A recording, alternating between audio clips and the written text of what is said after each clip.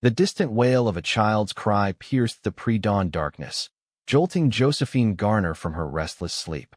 It wasn't real, her children were gone. Had been for 2 weeks now, but the phantom sounds haunted her nights just the same. Pushing herself up from the hardwood floor, her body ached with a hunger so deep it had become a constant companion. Outside her window, the first hint of light touched the eastern sky over Douglas, Arizona Territory, 1887. Josephine's fingers instinctively reached for the locket around her neck, the only possession she hadn't sold for food. Inside were tiny portraits of Thomas and Mary, her beautiful children who had succumbed to the bitter winter and scarce provisions. Their faces, once plump and rosy, had hollowed before her eyes as she desperately tried to keep them alive. The drought had destroyed their small farm outside Douglas. After her husband died in a mining accident the previous spring, Josephine had tried to maintain the homestead alone, but the earth had turned to dust beneath her hands. The bank had taken everything else: the farm, the livestock, their future. She splashed water from a cracked basin onto her face, the cool liquid a momentary respite from her grief. At 30 years old, Josephine had aged a decade in the past year. Her once vibrant auburn hair hung limp around her gaunt face, and the green eyes that had charmed many suitors in her youth were now dull with despair. With trembling hands, she pinned up her hair and donned her last decent dress. She had one final hope: a position as a laundress at the Douglas Hotel. If she didn't secure work today, she'd have to leave town, though where she would go remained a mystery as impenetrable as how she would get there. The morning air carried the scent of sage and dust as Josephine made her way down the main street of Douglas. The frontier town bustled with early activity: shopkeepers sweeping boardwalks, freight wagons creaking toward the mercantile, a few bleary-eyed cowboys emerging from the saloon where they'd spent the night. "Morning, Mrs. Garner," called Mr. Peterson from his hardware store. His greeting was kind, but Josephine saw the pity in his eyes. Everyone in town knew her story. She nodded in response, unwilling to engage in conversation that would inevitably turn to expressions of sympathy she couldn't bear to hear. The Douglas Hotel rose 3 stories above the surrounding buildings, its newly painted facade announcing its status as the finest establishment in town. Josephine hesitated at the entrance, gathering her courage before pushing through the heavy oak doors. The hotel lobby gleamed with polished wood and brass fixtures. A plush carpet muffled her footsteps as she approached the front desk, where a thin man with spectacles perched on his nose sorted through a stack of papers. "Excuse me," Josephine said, her voice cracking from disuse. "I'm here about the laundress position." The clerk looked up, his gaze sweeping over her worn dress and hollow cheeks. "I'm afraid that position was filled yesterday, madam." Josephine's heart sank. "Are you certain?" "I was told just yesterday that—" "Quite certain," he interrupted, already returning to his paperwork. "Good day." Stepping back onto the street, Josephine fought against the wave of despair threatening to overwhelm her. The sun climbed higher in the sky, promising another scorching day. Her stomach clenched with hunger, reminding her that she hadn't eaten since the previous morning, a stale crust of bread given to her by Mrs. Wilson at the bakery. As she turned toward the edge of town, a commotion drew her attention. A group of cowboys had ridden in, their horses kicking up dust as they dismounted in front of the saloon. Unlike the usual rough-looking cattle hands, these men wore clean clothes and had an air of prosperity about them. One man stood apart from the others. Tall and broad-shouldered, he moved with the easy confidence of someone accustomed to command. His dark brown hat shadowed his face, but Josephine caught a glimpse of a strong jawline covered with a neatly trimmed beard. As if sensing her scrutiny, he turned, and their eyes met across the street. For a moment, Josephine couldn't breathe. His eyes were the color of a summer sky, and even at this distance, she felt the intensity of his gaze. Embarrassed to be caught staring, she quickly looked away and continued walking, aware that her cheeks had flushed with color. She had nearly reached the edge of town when a voice called out behind her. "Madam, wait a moment, please." Josephine turned to find the cowboy from the saloon approaching, leading his horse by the reins. Up close, she could see the fine lines around his eyes that spoke of long days under the sun and the silver threading through his dark hair at the temples. "Forgive my boldness," he said, removing his hat. but you look like you could use some help. Pride made her want to deny it, but desperation won out. I was looking for work at the hotel, she admitted. But the position has been filled. What kind of work are you seeking? He asked, his voice gentle but direct. Anything, Josephine replied honestly. Laundry, cooking, cleaning. I need. Her voice faltered as unwanted tears threatened. The cowboy nodded, understanding in his eyes. My name is William Quincy, he said. I own the Double Q Ranch about 15 miles west of here. We're in need of a cook at the ranch house. The pay is fair, and you'd have a room of your own. Josephine hesitated, weighing his offer against her dwindling options. I'm Josephine Garner, she finally said. I'm a good cook, Mr. Quincy, but I should tell you I have no transportation to your ranch. A slight smile crossed his face, softening his weathered features. That's easily remedied. My men and I are heading back after we pick up supplies. There's room in the wagon. She studied him, searching for any sign of deception. Life had taught her to be wary of men bearing seemingly generous offers, but something in William Quincy's direct gaze convinced her of his sincerity. When do you leave? She asked. 2 hours. We'll be at the general store loading supplies. He replaced his hat. Think on it, Mrs. Garner. The offer stands. Before she could respond, he tipped his hat and led his horse back toward the saloon. Josephine had little to gather: a change of clothes, a hairbrush, and the cherished locket. She tucked everything into a small cloth bag and said goodbye to Mrs. Wilson, who had allowed her to stay in a small room behind the bakery after she lost the farm. You be careful, Josie, the older woman cautioned. Ranches can be rough places for a woman alone. I have few options left, Josephine replied, embracing her friend. And Mr. Quincy seems honorable. Mrs. Wilson pressed a small bundle into Josephine's hands. Some bread and cheese for the journey. And remember, you can always come back if things don't work out. Tears pricked Josephine's eyes at the kindness. Thank you for everything. When she arrived at the general store, William Quincy was supervising the loading of supplies into a wagon. He spotted her immediately and came to meet her. You've decided to accept my offer? He asked. Yes, Mr. Quincy. I'm grateful for the opportunity. He nodded, taking her small bag and helping her onto the wagon seat. The journey will take about 3 hours. The trail gets rough in places. As they left Douglas behind, Josephine gazed at the town that had been her home for 5 years. She had arrived as a hopeful bride, eager to build a life with her husband. Now she departed a widow, childless and destitute, placing her trust in a stranger. The wagon jolted over the uneven trail, the hot Arizona sun beating down relentlessly. William Quincy rode alongside, occasionally pointing out landmarks or sharing brief information about the ranch. His men rode ahead and behind, their presence providing an unexpected sense of security. The Double Q has been in my family for 20 years, he told her. My father established it when this was still wild territory. We run about 2,000 head of cattle and employ 15 men year-round, more during roundup. It sounds substantial, Josephine remarked, impressed despite herself. We've been fortunate, he replied modestly. The last few years have been difficult with the drought, but we've fared better than many smaller operations. His words, though not intended to wound, reminded Josephine of her own failed farm. She turned her face away, blinking rapidly to dispel tears. I'm sorry, William said quietly. That was thoughtless of me. No, she replied. It's simply the truth. Not everyone can withstand such hardship. They rode in silence for a while, the rhythmic creaking of the wagon oddly soothing. Josephine found her thoughts drifting to her children, wondering if she had made the right decision in accepting this position. Would it be easier or harder to heal away from the place where they had lived and died? As the sun began its descent toward the western horizon, the landscape changed. The flat, dusty plains gave way to gently rolling hills dotted with mesquite and greasewood. In the distance, mountains rose in purple majesty against the sky. There it is, William said, pointing ahead. The Double Q. Josephine followed his gaze to where a cluster of buildings nestled in a broad valley. A substantial 2-story house dominated the center, surrounded by barns, corrals, and smaller structures.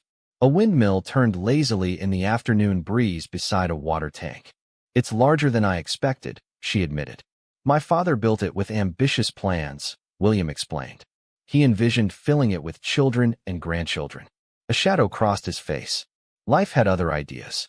They approached the ranch house along a well-maintained road. As they drew closer, Josephine could see the house was constructed of sturdy timber with a wide porch wrapping around the front. Flower beds, though struggling in the dry conditions, lined the walkway to the door. Several cowboys emerged from the bunkhouse as the wagon rolled into the yard, curious about the newcomer. William helped Josephine down, her legs stiff from the long journey. "Mrs. Sullivan will show you to your room," he said, gesturing toward an older woman who had appeared at the door of the main house. "Get settled in, and we can discuss your duties in the morning." Mrs. Sullivan turned out to be the housekeeper, a no-nonsense widow in her 60s who had worked for the Quincy family for over a decade. "About time we got another woman around here," she said, leading Josephine upstairs.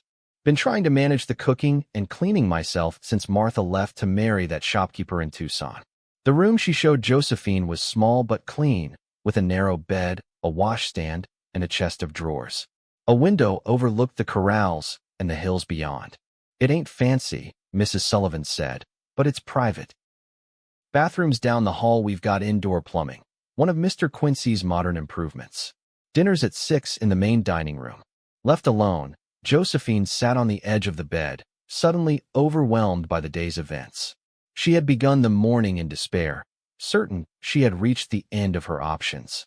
Now she found herself miles from town, employed and housed in a substantial ranch. The whirlwind change left her dizzy. She unpacked her few belongings and used the water in the pitcher to wash away the dust of travel. The locket with the children's portraits she placed carefully on the nightstand where she could see it from her bed. "I'm trying," she whispered to their images. "I'm trying to go on living." Dinner was a simple but hearty affair: beef stew, fresh biscuits, and apple pie. William Quincy sat at the head of the long table, with Josephine, Mrs. Sullivan, and the ranch foreman, Jacob Thornton, joining him. The other cowboys ate in the bunkhouse, Mrs. Sullivan explained. "This is Mrs. Garner," William introduced her. "She'll be taking over the cooking duties starting tomorrow." The foreman nodded a greeting. "Welcome to the Double Q, madam. The boys will be mighty pleased to have someone new in the kitchen." "No offense meant, Mrs. Sullivan." The older woman snorted. "None taken. These men wouldn't know good cooking if it bit them on the nose." The conversation flowed easily around Josephine as they discussed ranch operations and the upcoming cattle drive. She ate slowly, savoring each bite after weeks of near starvation. William noticed her careful consumption but made no comment, instead ensuring her plate was refilled when she finished. After dinner, Mrs. Sullivan showed Josephine the kitchen, a large, well-equipped space with a modern cast-iron range and ample storage. "Breakfast is at 5, the older woman explained. "Lunch at noon, dinner at 6. In between, there's always coffee to be kept hot and baking to be done. Can you manage?" "Yes," Josephine assured her. "I ran a household for 5 years. I know my way around a kitchen." Mrs. Sullivan eyed her critically. "You look like you've been through the ringer, girl. Don't push yourself too hard at first. Mr. Quincy ain't an unreasonable man." That night, lying in the unfamiliar bed, Josephine listened to the sounds of the ranch settling for the night: distant cattle lowing, a horse nickering in the barn, the wind sighing through the eaves. So different from the town sounds she had grown accustomed to, yet somehow comforting. For the first time in weeks, she slept without dreaming of her children's faces as they slipped away from her, one after the other. Josephine rose before dawn, determined to prove her worth from the first day. By the time the ranch hands began filing into the dining room at 5, she had prepared a breakfast of flapjacks, bacon, eggs, and biscuits with gravy. Coffee bubbled in a massive pot on the stove, its rich aroma filling the kitchen. The cowboys greeted her with shy politeness, their appreciation for the meal evident in their enthusiastic consumption and clean plates. William Quincy arrived last, pausing in the doorway to observe the scene before taking his seat. "You've made quite an impression already, Mrs. Garner," he remarked, accepting a cup of coffee from her.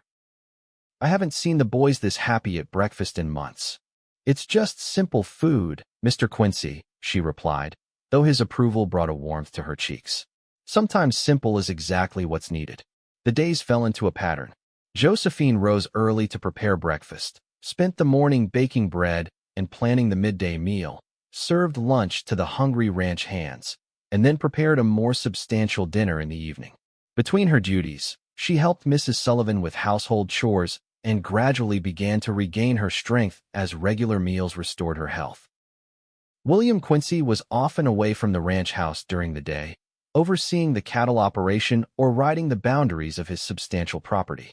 But he was always present at dinner, engaging Josephine in conversation, drawing her out of the shell of grief that had enclosed her for so long. She learned that he was 38, had never married, and had taken over the ranch when his father died 10 years earlier. His mother had passed away when he was a boy, and he had no siblings. The ranch and the men who worked it were his family. "Don't you get lonely?" she asked him one evening as they sat on the porch after dinner, watching the sunset paint the western sky in shades of gold and crimson. "Sometimes," he admitted, "but loneliness is better than poor company." "You sound like you speak from experience." William's expression grew distant. "There was a woman once, in my younger days. She claimed to love me, but it was the ranch and my father's fortune that truly held her interest. When I discovered her true character, it was disillusioning." "I'm sorry," Josephine said softly. He shrugged. "It was long ago. And you? Your husband, was it a love match?" Josephine considered the question. "I believed so at the time. Richard was charming and ambitious. We came west with dreams of building something lasting. But the reality of frontier life was harder than either of us anticipated. He spent more and more time in town, at the saloons." She hesitated. "When he died in the mine collapse, I mourned him, but our marriage had already changed from what it once was." "And your children?" William asked gently. Josephine's hand went to her locket. "Thomas was 6, Mary just 4. They were everything to me." "What happened?" The question hung in the air between them. Josephine had not spoken of those final terrible days to anyone, but something about William's quiet presence invited confidence. "The drought destroyed our crops. Richard had debts I knew nothing about, and after his death, the bank took most of what we had. I tried to find work in town, but with 2 small children." She swallowed hard. "We were evicted in January. Mrs. Wilson let us stay in a shed behind her bakery, but it was so cold. The children got sick. I couldn't afford medicine. They grew weaker, and I couldn't." Her voice broke. "I watched my children starve. I couldn't save them." Tears streamed down her face. The grief she had kept tightly contained finally breaking free. She expected William to offer platitudes or awkwardly excuse himself from her display of emotion. Instead, he moved closer and gently took her hand in his. "I can't imagine your pain," he said simply. "But I want you to know this: you'll never watch that again. Not while I have breath in my body and land under my feet." The conviction in his voice startled her. "Mr. Quincy, Will," he corrected. "After sharing something so personal, I think we can dispense with formalities." "Will?" she repeated, the name feeling intimate on her tongue. "You barely know me. Why would you make such a promise?" His eyes, so intensely blue in the fading light, held hers. "Because in the few weeks you've been here, I've seen your strength, your dignity despite unimaginable loss. You deserve better than what life has dealt you, Josephine." The use of her given name sent an unexpected shiver through her. She withdrew her hand, suddenly aware of the impropriety of their conversation. "Thank you for your kindness," she said, rising from her chair. "It's getting late." William stood as well, respecting her need for distance. "Of course. Good night, Josephine." That night, she dreamed not of her children's deaths, but of their lives: Thomas learning to ride his pony, Mary collecting wildflowers in the spring. For the first time, the memories brought more comfort than pain. As summer progressed, the ranch grew busier preparing for the fall roundup. Josephine settled fully into her role, gaining confidence in her place at the double queue. The cowboys treated her with respect bordering on reverence, particularly after she began adding special touches to their meals: fresh peach cobbler, sourdough bread, and cinnamon rolls on Sundays. William continued to seek her company in the evenings, their conversations ranging from books they had read to their differing views on the territory's bid for statehood. Josephine found herself looking forward to these quiet moments, even as she reminded herself that her position was that of an employee, not a friend or confidant. One sweltering August afternoon, as Josephine was kneading dough for the next day's bread, Mrs. Sullivan entered the kitchen with a troubled expression. "Riders coming," the older woman announced. "And not our boys." Josephine wiped her hands on her apron. "Who is it?" "Can't tell yet, but they're moving fast and raising a lot of dust. Mr. Quincy and most of the men are out at the north pasture." The sound of hoofbeats grew louder, and both women moved to the window. 5 men on horseback thundered into the yard, their expressions grim beneath dust-covered hats. "That's Frank Mercer," Mrs. Sullivan said, her voice tight with worry. "He owns the barroom south of here. Never been friendly with the double Q." The men dismounted, and Mercer, a stocky man with a florid face, strode toward the house. Josephine recognized him vaguely from Douglas. He had a reputation for ruthless business practices and a quick temper. "Stay inside," Mrs. Sullivan advised, but Josephine was already moving toward the door. "This is Mr. Quincy's house," she said firmly. "We can't hide inside like frightened rabbits." She stepped onto the porch just as Mercer reached the steps. He paused, surprised to see a woman confronting him.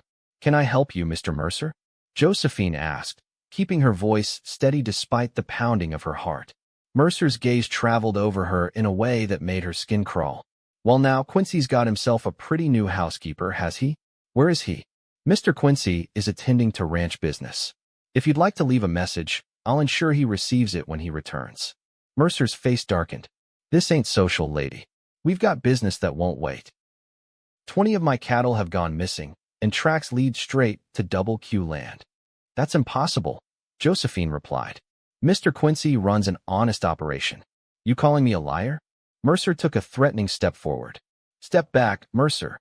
The commanding voice came from behind the group of men. William had ridden into the yard unnoticed, the ranch foreman and 3 cowboys with him.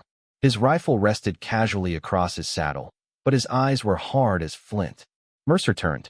"Quincy, about time you showed your face. You've got some explaining to do about my missing stock."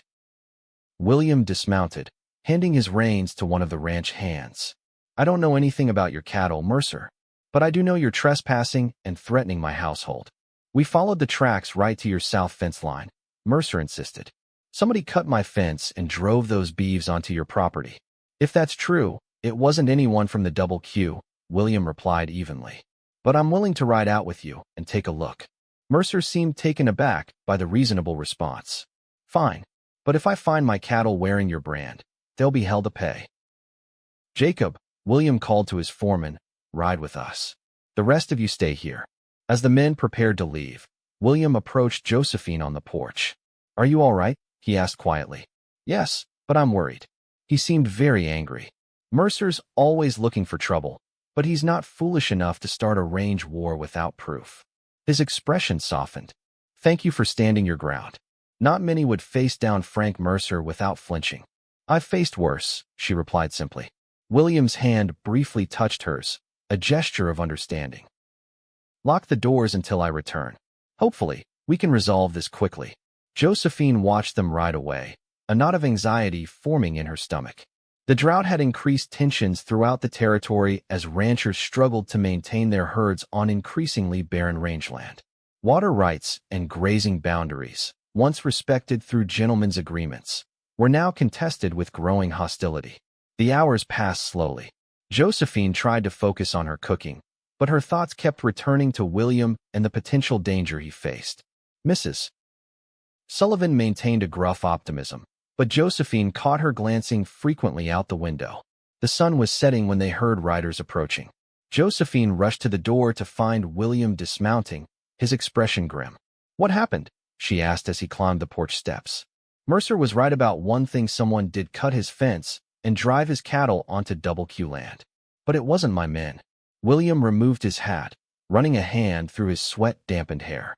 "The cattle were hidden in a box canyon on the south edge of my property. Most had been rebranded, but recently enough that we could still see Mercer's mark underneath. Who would do such a thing? Rustlers, trying to stir up trouble between neighboring ranches." William's jaw tightened. "It's an old trick, get 2 ranchers fighting each other while the thieves make off with both herds." "Did Mr. Mercer believe you?" "Eventually. We found tracks leading away from the canyon toward the Mexican border. 3 riders, moving fast with the rest of the stolen cattle. Mercer's taking his men to try to catch up with them." Josephine's relief was palpable. I'm glad it was resolved peacefully. This time, William agreed. But tensions are high with the drought. I'm posting extra men on the boundaries until the rains come. He smiled tiredly. I could use some coffee if there's any to be had. Of course. Dinner will be ready soon as well. Later, after the evening meal had been cleared away and Mrs. Sullivan had retired for the night, Josephine found William still at the dining table, poring over maps of the ranch. You should rest, she suggested, pouring him a fresh cup of coffee. It's been a long day. I will, he promised, though he made no move to leave his work. I'm trying to figure out the best placement for the men. We can't patrol the entire perimeter. The ranch is too large, but there are vulnerable points we need to watch.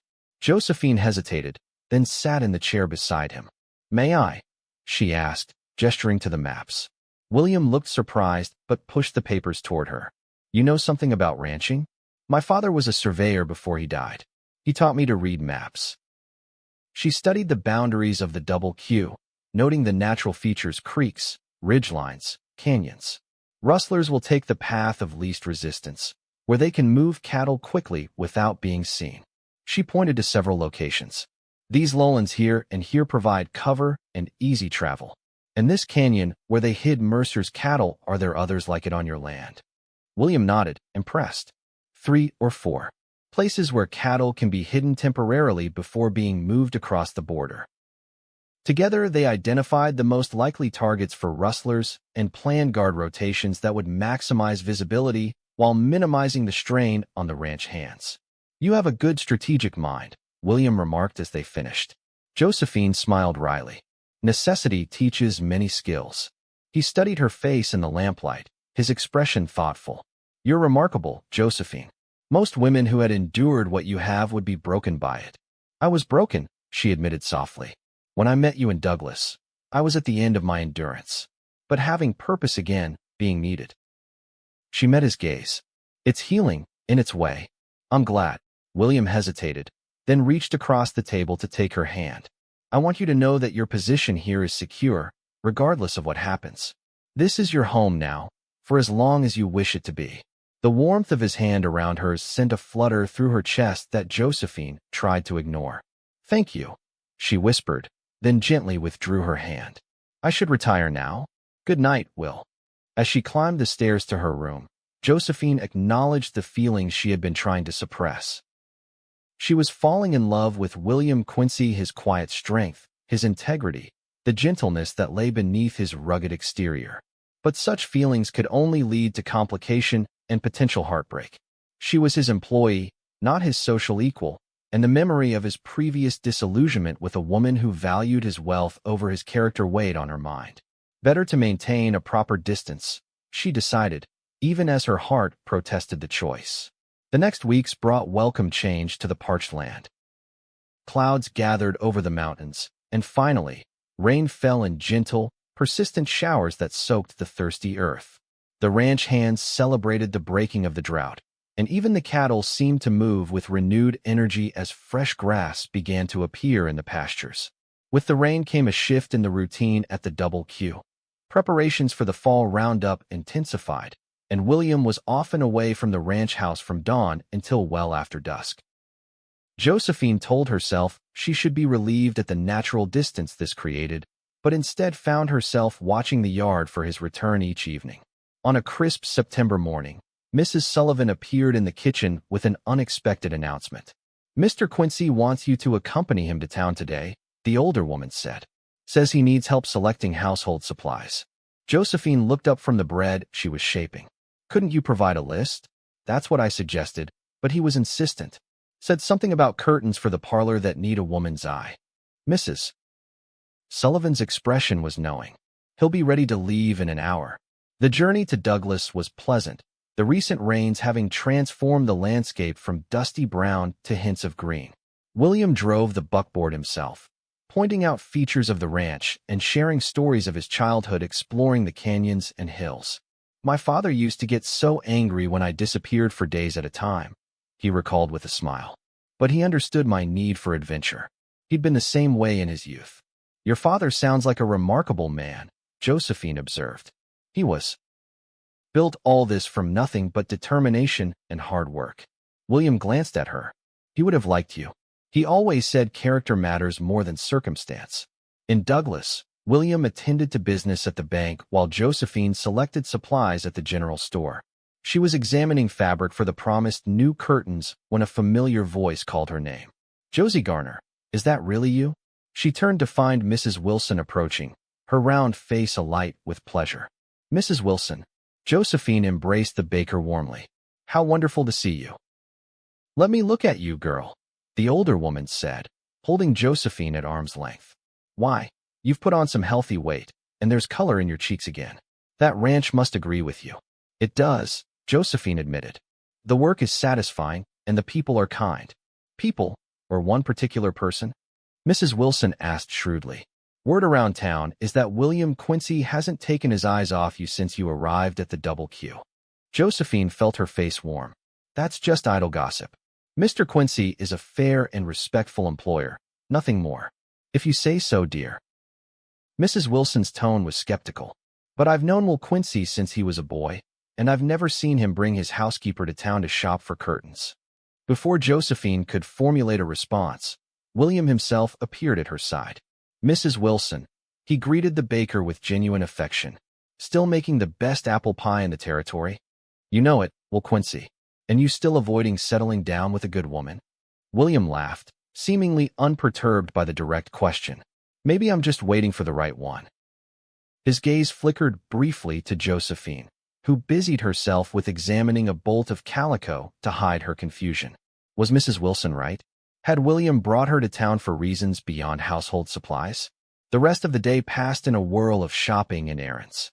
William insisted on buying several lengths of fabric for new dresses for Josephine, overriding her protests. Consider it part of your wages, he said firmly. You can't keep wearing the same 2 dresses forever. As they prepared to return to the ranch late that afternoon, William surprised her again. I've reserved a table at the hotel restaurant for dinner. I thought you might enjoy a meal you didn't have to cook yourself. The Douglas Hotel restaurant was the finest establishment in town, far beyond Josephine's means even when her husband had been alive. She hesitated, aware of her simple dress and the curious glances they were receiving from other diners. People will talk, she murmured as William held her chair. Let them, he replied, unconcerned.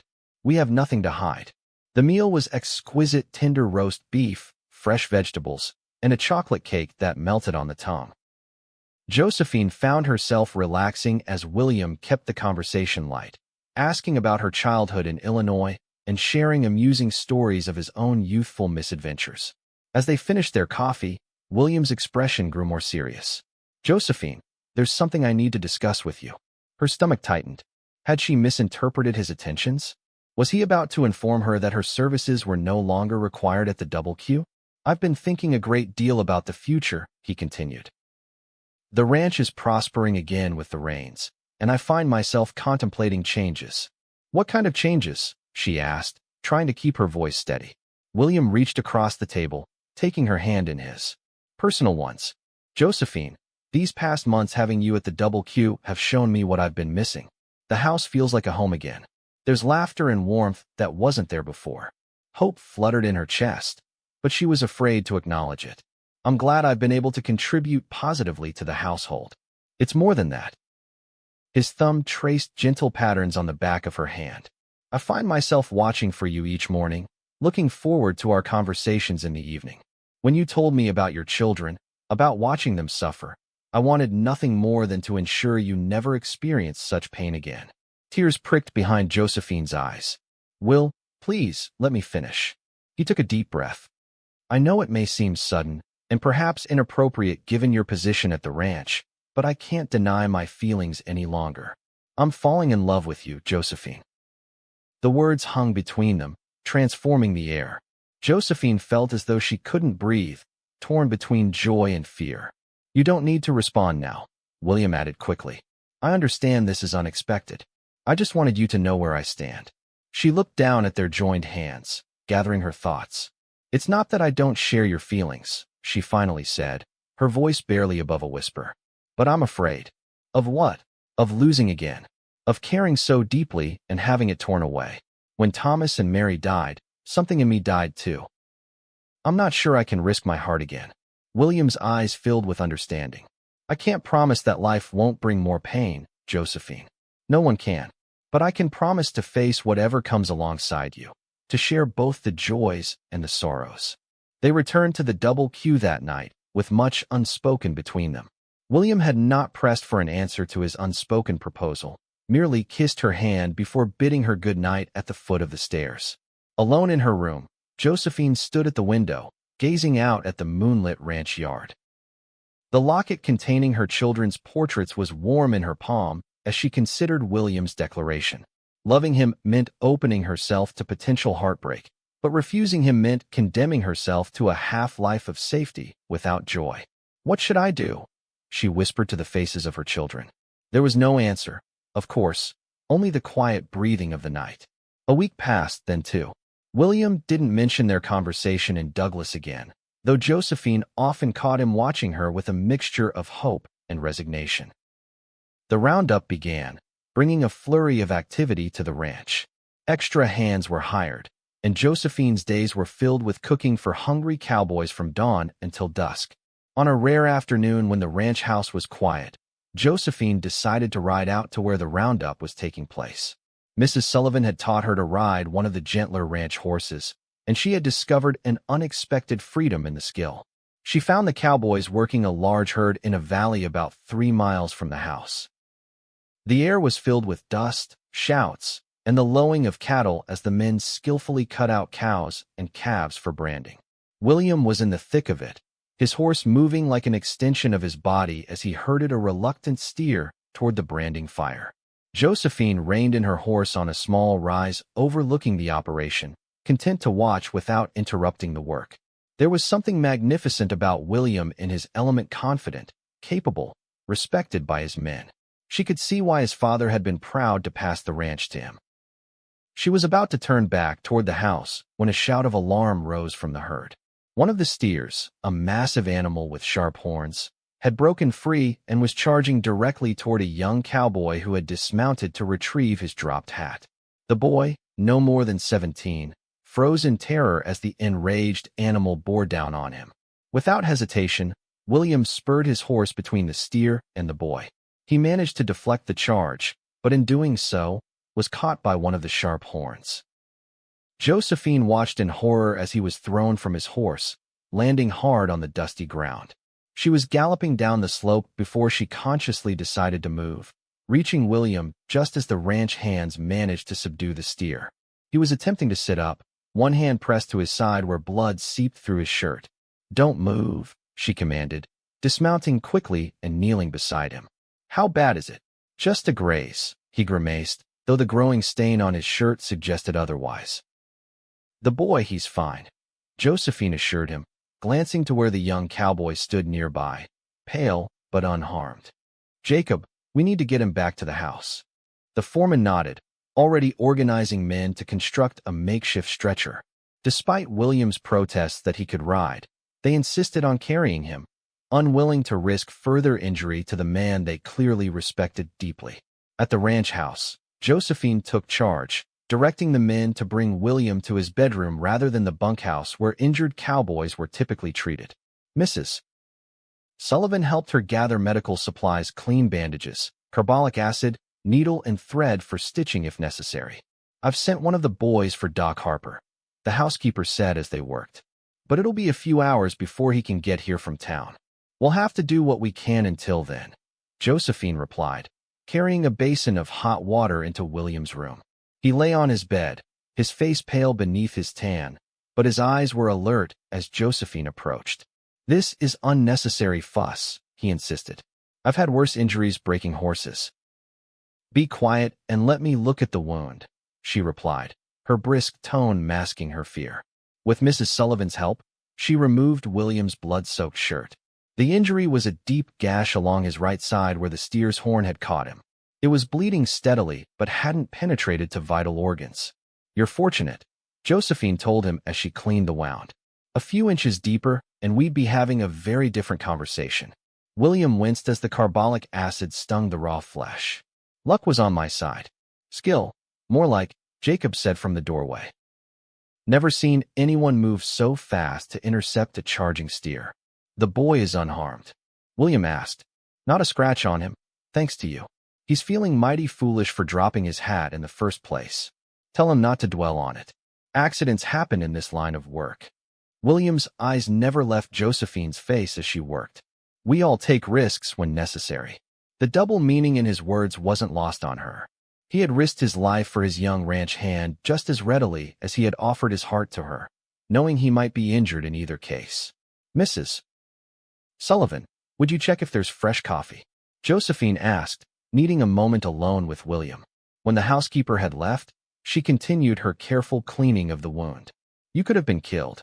But I wasn't, he replied simply. And young Timmy has his whole life ahead of him. Is that how you approach everything? Calculating risks against potential rewards. William caught her hand, stilling her work. Not everything. Some things are worth any risk, regardless of the outcome. Their eyes met, and in that moment, Josephine made her decision. Leaning forward, she pressed her lips gently to his, a kiss as light as a butterfly's wing, but filled with promise. I love you too, she whispered against his mouth. I'm still afraid, but I love you more than I fear the pain. Joy illuminated William's face despite his injury. Then I consider myself the luckiest man in the Arizona territory, horn gash and all. Dr. Harper arrived late that evening, pronounced William's wound serious but not life-threatening, and confirmed Josephine's treatment had been appropriate. He left strict instructions for rest and regular changing of the bandages to prevent infection. I'm prescribing at least a week of bed rest, the doctor told William firmly. Those cattle can wait. After the doctor departed, Josephine sat beside William's bed, her hand clasped in his. The men can handle the roundup without you, she assured him. Jacob knows what he's doing. It's not the roundup I'm concerned about, William replied. We need to discuss what happens next. For us. Perhaps this isn't the time, it's exactly the time. He squeezed her hand. Life is unpredictable, Josephine. Today proved that.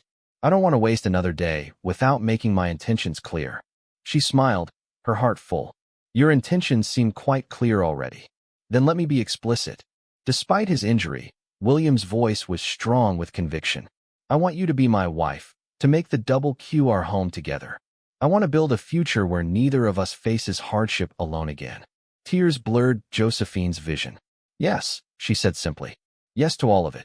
The weeks that followed were filled with both healing and planning.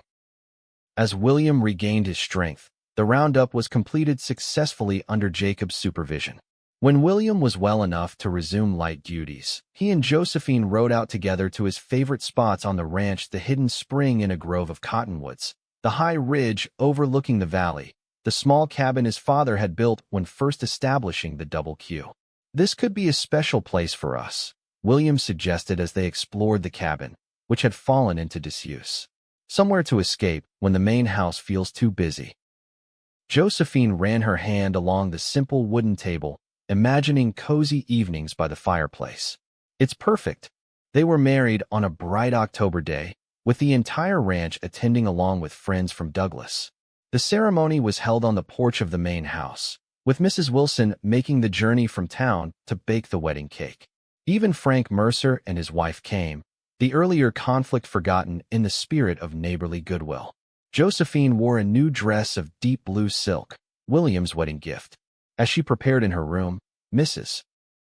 Sullivan helped arrange her hair with sprigs of late-blooming wildflowers. You're glowing, child, the housekeeper observed.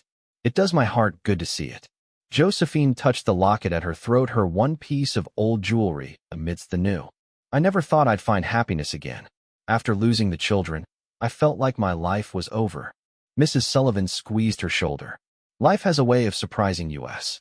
You've brought as much joy to this ranch as it's given you. The ceremony itself was simple but moving. Judge Parker from Douglas officiated, and Jacob stood as William's best man. When William slipped the gold band onto her finger and promised to cherish her all the days of his life, Josephine felt a sense of homecoming deeper than any she had known before. That evening, after the guests had departed and the ranch had settled into quiet, William led Josephine to the master bedroom, their bedroom now. A fire crackled in the grate, casting warm light over the elegant furnishings. "Welcome home, Mrs. Quincy," he said softly, drawing her into his arms. Josephine rested her head against his chest, listening to the steady beat of his heart. "It feels like a dream. If it is, I never want to wake." William's fingers gently lifted her chin so he could look into her eyes. "I promise you, Josephine, as long as I live, you'll never again watch anyone you love suffer without help. You'll never be alone in your struggles again." Their kiss sealed the promise, a beginning rather than an end. Spring came early to the Arizona territory the following year. The winter had been mild, with just enough rain to keep the pastures green and the cattle fat. The Double Q prospered under William's guidance, with Josephine taking an increasingly active role in the ranch operations beyond the household. She discovered a talent for bookkeeping and correspondence, freeing William to focus on the practical aspects of ranching. Together, they made plans to expand, purchasing adjacent land when it became available and implementing new breeding programs to improve their stock. On a warm April morning, William found Josephine on the porch, her face tilted toward the sun. She had been unusually tired lately, napping in the afternoons when she had previously been full of energy throughout the day. "Are you feeling all right?" he asked, sitting beside her and taking her hand. "You've seemed a bit under the weather this past week." Josephine smiled, a secret joy lighting her eyes. "I'm more than all right. I visited Dr. Harper yesterday when we were in town." She placed their joined hands over her still flat stomach. "We're going to have a baby, Will." William's expression transformed from concern to wonder. "A baby," he repeated, his voice thick with emotion. "Are you certain?" "The doctor says I'm about 3 months along. The baby should arrive in early October." William gathered her into his arms, his joy too great for words. When he finally spoke, his voice was rough with unshed tears. "I know this might bring back difficult memories for you." Josephine nodded against his shoulder. "I'll always miss Thomas and Mary. They'll always be my first children. But this baby isn't replacing them, it's an addition to our family, a new chapter." "What are you hoping for? A boy or a girl?" William asked, his hand gently caressing her middle. "Either, as long as the baby is healthy." She hesitated. "If it's a boy, I'd like to name him after your father." "James," William nodded, pleased. "And if it's a girl?" Josephine considered for a moment. "Hope, because that's what you've given me, Will. Hope for a future I thought was lost forever."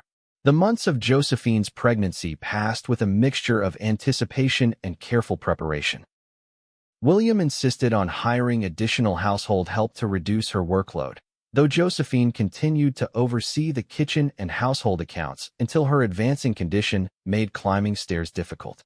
Mrs. Sullivan proved an invaluable support, sharing practical advice from her own experiences of motherhood long ago. The hands at the Double Q treated Josephine with protective deference, volunteering to fetch and carry whenever they saw her around the ranch yard. As her due date approached, William transformed one of the unused bedrooms adjacent to theirs into a nursery, commissioning a local craftsman to build a cradle of polished oak. Josephine spent peaceful hours sewing tiny garments and quilting a blanket, each stitch a prayer for the child growing within her. "Do you think the baby will like the ranch?" she asked William one evening as they sat on the porch watching the sunset. Her hands rested on her rounded belly, feeling the vigorous kicks of their active child. "What's not to like?" William replied with a smile. "Fresh air, open spaces, horses to ride, streams to fish in. It's paradise for a child." "You turned out well enough, I suppose," she teased. He laughed, covering her hands with his own. "I did. And our children will have something even more important than the land. They'll have parents who love them and each other." On the first day of October, as dawn broke over the eastern hills, Josephine went into labor. Mrs. Sullivan sent one of the hands galloping for Dr. Harper while she and the new household helper, a capable woman named Mrs. Eaton, prepared the bedroom. William refused to be banished to the porch as was customary, insisting on staying within calling distance in the adjacent room. "I lost my mother in childbirth," he explained to Dr. Harper when the physician arrived. "I won't be separated from my wife during this." The labor progressed steadily throughout the day. Josephine faced the pain with the same quiet courage she had shown in all her trials, drawing strength from William's periodic visits to wipe her brow and murmur words of encouragement. As the sun began to set, Painting the sky in shades of orange and purple, Josephine's efforts intensified. Dr. Harper's calm instructions guided her through the final stages, and just as the first stars appeared in the darkening sky, a lusty cry announced the arrival of their child. "You have a son, Mrs. Quincy," the doctor announced, placing the squalling infant on Josephine's chest after a quick examination. "A fine, healthy boy." Tears streamed down Josephine's face as she gazed at her newborn son, red-faced, wrinkled, and utterly perfect. "James," she whispered. "Hello, my darling." William entered at Dr. Harper's summons, his face a study in awe as he beheld his wife and child. "You did it," he said, kneeling beside the bed and gently touching the baby's tiny hand. "We did it," Josephine corrected, her exhaustion evident but overwhelmed by joy. "Meet your son, James William Quincy." William's eyes widened at the addition of his own name. "Are you sure?" "Entirely sure. He should carry both his father's and grandfather's names." After Dr. Harper had ensured mother and baby were stable and Mrs. Sullivan had helped clean and settle them, William and Josephine were left alone with their newborn. James had nursed successfully and now slept peacefully in the crook of Josephine's arm. "He's magnificent," William said softly, careful not to wake the infant. "You're magnificent." Josephine reached for his hand. "I keep thinking about what you said to me that first day on the porch after I told you about Thomas and Mary. You promised I'd never watch anyone I love starve again. And I meant it." "I know." She gazed down at their son. Looking at him, "I feel like my heart has healed in places I thought would be broken forever. Not that I've forgotten them, I never will, but there's room for new love alongside the memory of the old." William leaned forward to kiss her gently. "That's how life should be. The past honored, the present cherished, the future embraced." In the years that followed, the double Q flourished, as did the Quincy family. James grew into a sturdy, curious boy with his father's blue eyes and his mother's determined spirit. 2 years after his birth, he was joined by a sister, Hope, whose arrival coincided with Arizona's admission to statehood. 3 years later, another son, Daniel, completed their family. The old cabin that William and Josephine had discovered during their courtship became a special retreat, renovated and expanded to accommodate their growing family. On summer evenings, they would often ride out there, away from the busy main house, to enjoy simple meals and tell stories around the fireplace. It was on one such evening, as they sat on the cabin's porch watching their children chase fireflies in the gathering dusk, that William reflected on their journey. "If someone had told me 10 years ago that this would be my life, I wouldn't have believed them," he said, his arm around Josephine's shoulders. A confirmed bachelor with 3 beautiful children and the most extraordinary wife. Josephine leaned into his embrace, her heart full. "And if someone had told me in my darkest days that such happiness was possible again, I would have called them cruel for raising false hope. Yet here we are." William's voice held a note of wonder still, even after 7 years of marriage. "Here we are," she agreed, watching as James helped little Daniel capture a particularly elusive firefly, Hope directing the operation with the authority of a general despite being only 5. In the distance, the lights of the main ranch house glowed warmly, a beacon of home in the vast landscape. Beyond it stretched the land they had nurtured together, the legacy they would one day pass to their children. Josephine thought of the locket she still wore on special occasions, now joined by newer pieces of jewelry given to her by William over the years. She no longer needed to open it daily to remember Thomas and Mary. They lived in her heart alongside her new family. Grief transformed into a gentle remembrance. "What are you thinking about?" William asked, noticing her contemplative expression. "About how life gives second chances in the most unexpected ways," she replied. "About how love heals wounds we think will never close." He nodded, understanding as he always did.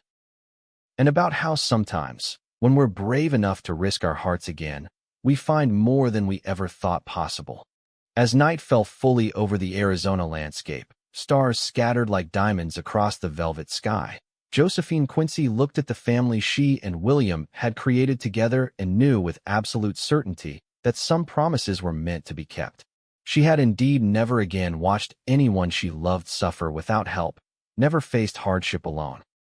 Instead, she had found in William Quincy not just a husband, but a partner in building a life rich with love, purpose, and the sweet redemption of second chances. Together, they had transformed grief into growth, loss into legacy, and in doing so, had created a happiness deeper and more enduring than either had dared to imagine possible. And in the years to come, when travelers passed through Douglas and heard tales of the Double Q Ranch, they would learn not just of its prosperity and the quality of its cattle, but of the love story at its heart of a broken-hearted widow and a solitary rancher who found in each other the courage to believe in new beginnings, even after the darkest of endings. That, Josephine knew, was the greatest legacy of all.